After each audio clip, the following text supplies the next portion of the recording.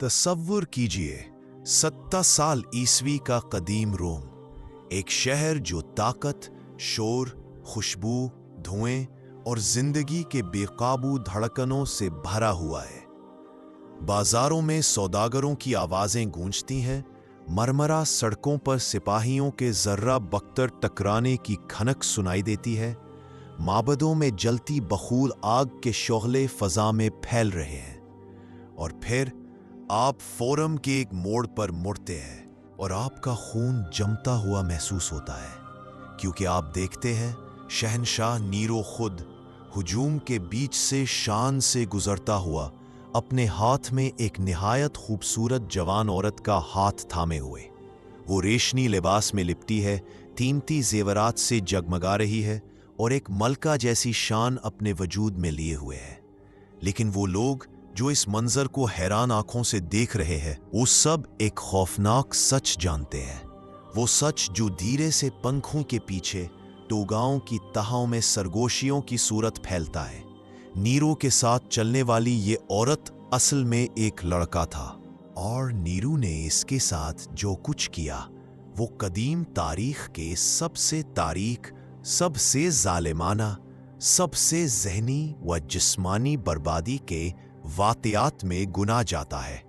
लेकिन इस पोर्स की तबाहकुन कहानी शुरू करने से पहले जरूरी है कि हम नीरू को समझें, वो शख्स जिसने उसकी तकदीर को तोड़कर रख दिया। नीरू पैदा होते ही दरिंदा नहीं था। जब वो सिर्फ 16 साल की उम्र में शहंशाह बना, रोमियो को वाकई लगा कि एक सुनहरी दौर शुरू हो चुका है। उसने टैक्स कम किए, अवामी त्यौहार करवाए, फनकारों की सरपरस्ती की, खुद गाता, शायरी सुनाता, अदाकारी करता, जो एक शहंशाह के लिए अजीब जरूर था। लेकिन इब्तिदा में लोगों को वो पसंद आया। आम लोग उसे दिल से चाहते थे। लेकिन मुतलक इख्तियार, एब्सोल्यूट पावर, एक जहर है। ये आहिस्ता आहिस्ता जहन में घुसता है, हड्डियों में सो जाता है और इंसान को तन्हा, शक्जदा और खतरनाक बना देता है। नीरो के अंदर भी कुछ टूटने लगा था। मौर्रिखीन आज तक बहस करते हैं कि उसकी जहनी बर्बादी कहाँ से शुरू हुई। शायद इसलिए कि एक ऐसी सल्तनत का हुक्म चलाना जिसमें हर तरफ साजिशें थीं। उसे हर लम्हा धोखे का खौफ सताता था। शायद इसलिए कि तख्त पर बैठा शख्स कभी किसी पर भरोसा नहीं कर सकता। या शायद इसलिए कि उसकी जिंदगी में एक ऐसा जख्म लगा जिसने उसे अंदर से चीर कर रख दिया। उस औरत की मौत जिससे वो बेतहाशा मोहब्बत करता था। पोपाय सबीना। पोपाय वो सब कुछ थी जिसका नीरो ने कभी ख्वाब भी नहीं देखा था। हुस्न जो निगाह रोक ले, जहानत जो खतरनाक हद तक तेज हो, सियासी चालाकी और ऐसी ख्वाहिशात जो किसी भी हद से गुजर जाएं। जब वो नीरो की जिंदगी में आई, नीरो पहले से शादीशुदा था। उसकी बीवी ओक्टाविया पिछले शहंशाह की बेटी। ये शादी महज सियासत थी, ठंडी, बेरंग, बेजान। पोपाय आग थी। वो फरमान बरदार नहीं थी, वो खामोश नहीं थी, वो नीरो से नहीं डरती थी। उनका ताल्लुक आग की तरह भड़का। पोपाय ने ओक्टाविया का मजाक उड़ाया, नीरो ने ओक्टाविया को तलाक दी। फिर उसने पोपाय से शादी की, सोने, बखूर, मौसीकी और शाहाना गुरूर से भरी एक तकरीब में। लेकिन शादी ने नीरो की दीवानगी कम नहीं की, इसे बढ़ा दिया। वो पोपाय को हर किसी से दूर रखता। उसके इर्द गिर्द ऐसे खादिम रखे जो असल में जासूस थे। वो उसे घंटों देखता रहता, खामोशी से, जुनून के साथ। रोम सरगोशियों में कहता था, नीरो पोपाय से मोहब्बत नहीं करता, उसे ओन करता है। पोपाय खामोश औरत नहीं थी। वो बहस करती, नीरो की गलतियों की निशानदही करती, उसकी फनकाराना हरकतों पर हंसती, उसे टोकती, और नीरो के अंदर जमाशुदा जुनून ऐसी बातें बर्दाश्त न कर सकता। और फिर वो रात आई जब सब कुछ फट गया। पोपाय उस वक्त हामिला थी उनके दूसरे बच्चे के साथ। कदीम मौरखीन मुख्तलिफ बातें लिखते हैं, मगर नतीजा सबका एक ही है। पोपाय ने उस रात कुछ ऐसा कहा जिसने नीरो के अंदर बैठा हुआ आतिश फशा फाड़ दिया। या तो वो देर से घर आया था, या पोपाय ने उसकी शायरी का मजाक उड़ाया, या उसके चैरिट रेसों पर तंज किया। जो भी था, नेहरू फट पड़ा। वो पूरी ताकत से उसके पेट पर झपटा। कुछ तहरीरों में है कि उसने एक ही खौफनाक लात मारी, कुछ में है कि उसने वहशियाना मारपीट की। नतीजा एक ही रहा, पोपाय जमीन पर गिरी, सांस लेने के लिए तड़पती हुई, अंदरूनी खून बहता हुआ, और बच्चा दम तोड़ चुका था। चंद ही घंटों में पोपाय सबीना मर गई। वो शख्स जिसके हुक्म पर लीजियंस हरकत करते थे, अब पोपाय की लाश के सामने जमीन पर बैठा रो रहा था। वो चीखता, तबीबों पर गुस्सा करता, खुद को कोसता, और उसके ठंडे होते जिस्म को गोद में लिए उसे वापस जिंदगी में लाने की इल्तिजा करता।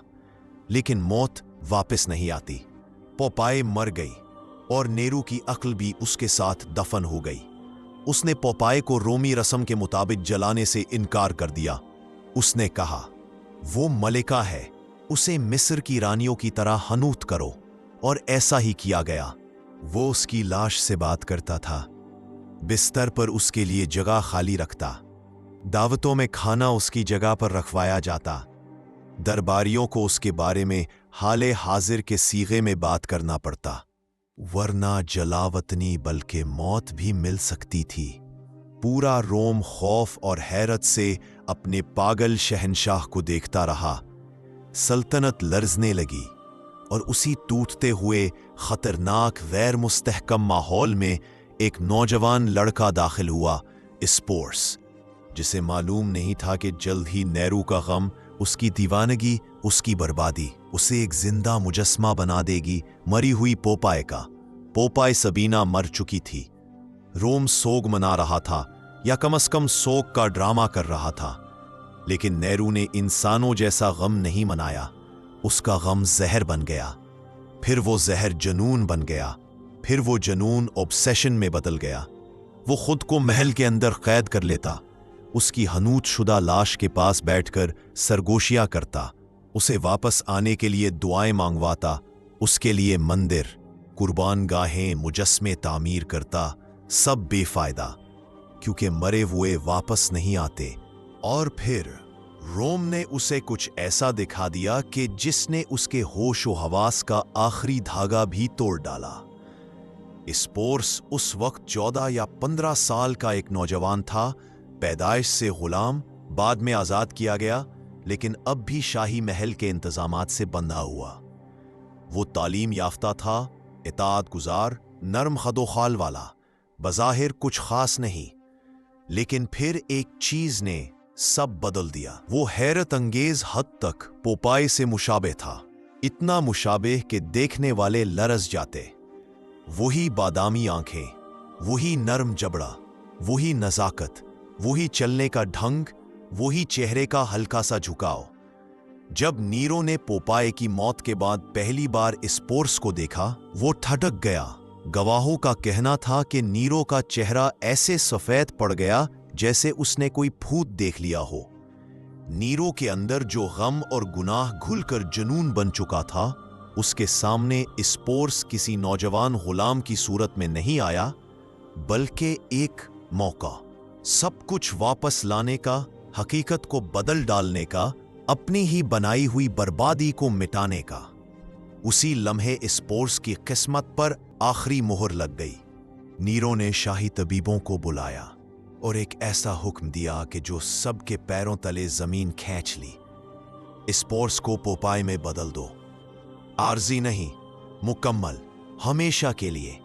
नीरो की ख्वाहिशात खौफनाक थीं। निस्वानी चेहरा, निस्वानी जिस्मानी साख्त, निस्वानी लिबास, निस्वानी लहजा, और एक ऐसा बदन जो कभी बालिग मर्द ना बन सके। ये मुतालबा सिर्फ वही शख्स कर सकता था जिसके पास लामहदूद इख्तियार और टूटा हुआ जहन हो। स्पोर्स ने मुखालफत की, उसने मिन्नतें की, वो रो पड़ा, मगर रोम का शहंशाह इसी गुलाम से मुज़ाकिरात नहीं करता। कदीम रूमी सर्जरी खौफनाक थी, बदतरीन आलात, तकरीबन न होने वाली बेहोशी और मौत का बहुत ज्यादा इम्कान। फिर भी नेहरू ने हुक्म दिया, और हुक्म कानून था। स्पोर्स को पकड़कर बांध दिया गया। आहनी आलात जलती मशालों की रोशनी में चमक रहे थे। और वो ऑपरेशन शुरू हुआ जिसने उसकी मर्दाना शनाख्त को हमेशा के लिए मिटा दिया। ना दवा, ना रहम, सिर्फ चीखें, खून और आगाही कि अब उसकी जिंदगी उसकी अपनी नहीं रही। वो कई हफ्ते बिस्तर से ना उठ सका, बुखार में तपता हुआ, कमजोर, आहिस्ता आहिस्ता मौत से बचता हुआ। लेकिन नीरू रोज आता, एहसास जुर्म से नहीं, बल्कि एक कारीगर की तरह जो अपने फन पारे की तैयारी देखता है। वो अब एक मुतबादिल था। जब जख्म भर गए, नीरू ने तब्दीली का दूसरा मरहला शुरू किया, नफ्सियाती तश्कील। स्पोर्स को वही शाही निस्वानी कमरे दिए गए जो कभी पोपाई इस्तेमाल करती थी, लेकिन आसाइश आज़ाबी नहीं होती। हर शय इसे एक मकसद की पाबंद थी। नीरू की वाहमे को हकीकत बनाने के लिए चेहरा बदलने की तरबियत, चेहरे पर पाउडर, आंखों को बड़ा दिखाने वाले रोगन, रखसारों के लिए सुर्खी, बिल्कुल पोपाई की तरह। बालों की आराइश, वही पेचीदा स्टाइल, वही जेवरात, ओपाए के। आवाज की तरबियत, ऊंची आवाज, निस्वानी लबो लहजा। चलने फिरने का ढंग, कैसे बैठना है, कैसे हाथ रखना है, कैसे झुकना, कैसे सलाम करना, सब पोपाई की तर्ज पर। लिबास, इसे पोपाई के ही रेशमी लिबास पहनाए गए। बास तो उसकी असल मलका के कपड़े ही थे। हर सबक स्पोर्ट्स के वजूद में खंजर की तरह पैवस्त होता। वो रोज आईने में खुद को गायब होता देखता, अपने ही चेहरे से अजनबियत महसूस करता और जानता था कि उसकी शनाख्त मर रही है। नीरो ने उसे नाम दिया सबीना, पोपाई का नाम। अब स्पोर्ट्स मुकम्मल तौर पर मिटाया जा चुका था। अब नीरो स्पोर्ट्स से यूं ही बर्ताव करता जैसे पोपाई वापस आ गई हो। वो उससे वही प्यार भरे नाम लेता जो कभी पोपाई के लिए रखे थे। उन यादों का जिक्र करता जो स्पोर्ट्स ने कभी झेली ही नहीं थी। वो उसी रद्द अमल की तवक्को करता जो पोपाई दिया करती थी, और स्पोर्ट्स ने सीख लिया था गलत रद्द अमल का मतलब मौत है। लिहाजा वो जिंदा रहने के लिए वही बन गया जो नीरो चाहता था, एक जिंदा भूत, पोपाई की नकल। फिर नीरो ने ऐलान किया, ऐसा ऐलान जिसने पूरे रोम को हिला दिया। वो स्पोर्ट्स से शादी करेगा, पोशीदा नहीं बल्कि एक शाही तकरीब में, पूरे रोम के सामने। कानूनी, सरकारी, मुकम्मल शादी। महल में हंगामा मच गया। सुनहरी जेवरात तैयार किए गए, अरूसी लिबास सलाया गया। ये सिर्फ शादी नहीं थी, ये एक मुर्दा औरत की रस्म शादी की नकल थी। स्पोर्ट्स कुछ नहीं कर सकता था, वो बस उस तूफान में बहता रहा। ये तकरीब 67 ईस्वी के अवाइल में हुई। बड़ी शाही हॉल में हजारों चिराग जल रहे थे। चबूतरे पर मौसीकार बैठे थे, सेनेटर्स, जर्नैल, अशराफिया, सब खौफसदा खामोशी में मौजूद थे। स्पोर्ट्स दाखिल हुआ, पोपाई के असली जेवरात पहने, सोने के दुपट्टे में लिपटा, आहिस्ता आहिस्ता औरतों की तरह, छोटे कदम, हाथ तरतीब से सजे हुए। नेरो ने इसका हाथ थामा और चेहरे पर फातिहाना मुस्कुराहट रख ली। उसके लिए ये कोई खौफनाक अमल ना था, ये उसके लिए खोई हुई मोहब्बत की बहाली थी। रूमी शादी की तमाम रसूमात अदा की गई। हाथ मलाना, वादे पढ़ना, देवताओं को नजराना, कानूनी दस्तावेज पर दस्तखत। नेरो बहाव की अंगूठी स्पोर्ट्स की उंगली में पहनाता है। हॉल तालियों से गूंज उठा, मगर उन तालियों के पीछे खौफ, नफरत, हैरत और घुटन छुपी थी। इस दिन के बाद कानूनी तौर पर, सरकारी तौर पर पूरे रूमी दरबार में स्पोर्ट्स की शनाख्त यही थी, शाही मलका सबीना, शहंशाह नेरो की बीवी। इसकी तब्दीली मुकम्मल हो चुकी थी। इसकी असल शख्सियत खत्म हो चुकी थी। वो महज न्यू के जनून का मुजस्समा बन चुका था। शादी के बाद स्पोर्ट्स ने वो किरदार निभाया जो हकीकत में निभाना मुमकिन ही नहीं था। वो नीरू के साथ हर जगह नजर आता, दावतों में, थिएटर्स में, मंदिरों में, अवामी इज्तिमात में, बिल्कुल उसी शानो वकार से जैसे वो वाकई रोम की मलका हो। पूरा शहर सरगोशियों में कह रहा था, बादशाह पागल हो गया है, मगर खुलकर बोलने की हिम्मत किसी में ना थी। दूसरी तरफ सल्तनत बिखर रही थी। गवर्नर बगावत पर उतर आए थे, लश्कर नए दावेदारों के साथ जा मिले थे, सेनेट साजिशें कर रही थी और प्रेटोरियन गार्ड जो शहंशाह की हिफाजत की कसम खाते थे, हुआ के रुख देखकर वफादारी बदल रहे थे। सबकी नजरें सल्तनत पर थीं, मगर स्पोर्स वही था जहां उसे रखा गया था। एक जिंदा जेवर, एक टूटे दिल की निशानी, एक मरे हुए इश्क का साया। अपनी अजमत साबित करने के लिए नेहरू ने यूनान का अजीम फन्नी दौरा शुरू किया। वो सल्तनत चलाने से ज्यादा अपनी शायरी, गुलकारी और अदाकारी की दाद चाहता था, और उसके साथ सुनहरी रेशम में लिपटा हुआ पोपाई के जेवरात पहने हुए स्पोर्स था। यूनानी अवाम खौफ में झुक जाते। इनकार करने की सजा मौत हो सकती थी। इसी तरह शहंशाह और उसकी मलिका अम्फी थिएटर्स, मंदिरों और मजालिस में घूमते रहे और रोम के उफक पर बगावत का तूफान बुलंद होता रहा। 68 मई की गर्मियों में सल्तनत ने आखिरकार नेहरू को मुस्तरद कर दिया। गालिबा ने रोम की तरफ मार्च शुरू कर दिया। गवर्नरों ने बगावत कर दी। सेनेट ने नेहरू को मुल्की गद्दार करार दे दिया। प्रेटोरियन गार्ड भी किनारा कश हो गई। दुनिया का ताकतवर तरीन शख्स अपने ही शहर से भागने पर मजबूर हो गया। वो चंद चुनिंदा वफादारों के साथ एक पोशीदा विला में छुप गया। उन वफादारों में अब भी निस्वानी लिबास पहने, अब भी कानूनी तौर पर शहंशाह की मलका स्पोर्स भी शामिल था। वो सब रात भर छुपकर बैठे रहे। नेहरू कभी रोता, कभी बड़बड़ाता कि वो मिस्र भाग जाएगा, कभी खुद को अभी भी अजीम फनकार समझता। लेकिन दुश्मन करीब आ रहे थे। रास्कोच के लम्हे में अपने ही हाथ से नेहरू ने खंजर अपने हल्क में उतार दिया, ताकि उसे गिरफ्तार करके इबरत का निशान न बनाया जा सके। स्पोर्स ने सब कुछ अपनी आंखों से देखा। वो शख्स मर गया जिसने उसे तबाह भी किया था और तहफ्फुज भी दिया था। अब स्पोर्स तन्हा था और रोम उसे एक इंसान नहीं बल्कि एक बदनाम यादगार समझता था। नेहरू की मौत के बाद स्पोर्स ताकत के भूखे मर्दों के लिए एक कीमती अलामत बन गया, जिसे रखकर वो सियासी बरतरी दिखाते। सबसे पहले उसे निम्फिदियस साबिन्स ने छीन लिया, प्रेटोरियन गार्ड का एक कमांडर जिसने तख्त पर कब्जा करने की कोशिश की। वो स्पोर्स को फख्र से यूं दिखाता, ये नेहरू की बेवा है, लेकिन जल्द ही वो मारा गया। फिर स्पोर्स ओतो के पास पहुंचा, नेहरू का एक साबिक दोस्त। ओतो ने स्पोर्स के साथ नरमी बरती, मगर उसकी हुकूमत भी चंद महीनों में खत्म हो गई। सल्तनत दोबारा खाना जंगी में डूब गई। फिर आया विटिलियस, एक सफाक, अय्याश, बेहिस हुक्मरान। और विटिलियस ने स्पोर्स को साथ रखने वाली साथी के तौर पर नहीं, बल्कि तमाशाइयों के लिए अजूबा समझा।